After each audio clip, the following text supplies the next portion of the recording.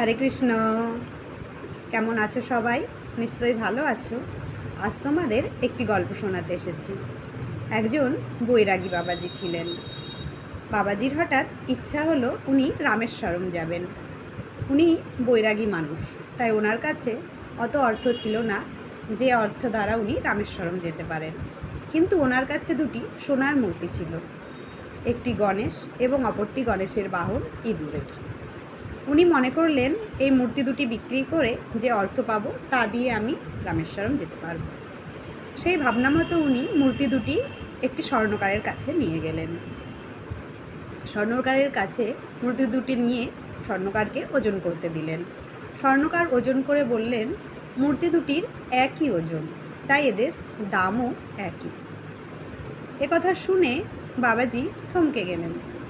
বললেন, তা কী করে হয়?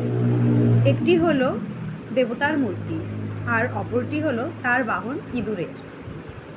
দেবতা আর তার বাহনের মূর্তির দাম কি কখনো এক হতে পারে? একথা শুনে স্বর্ণকার হাসতে লাগলেন।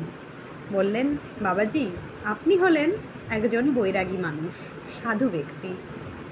আপনি এই মূর্তি দুটির মধ্যে কোনো বস্তু নয়, এদের ভাবরূপে আপনি বিচার করছেন।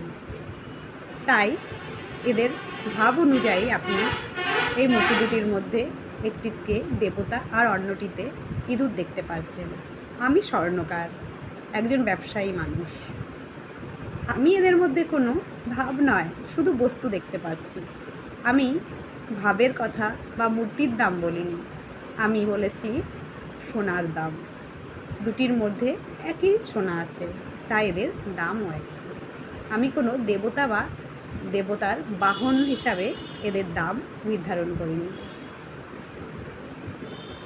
তাহলে বুঝলে তো, জিনিস যতই একই হোক না কেন, এক একজন ব্যক্তি বিশেষে তার দৃষ্টিভঙ্গি অনুযায়ী সেই জিনিসের মূল্যও কিন্তু আলাদা আলাদা হতে পারে।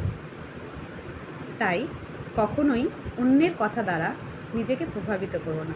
তোমার মূল্য কতখানি এটা তুমি সবচেয়ে বেশি ভালো জানো।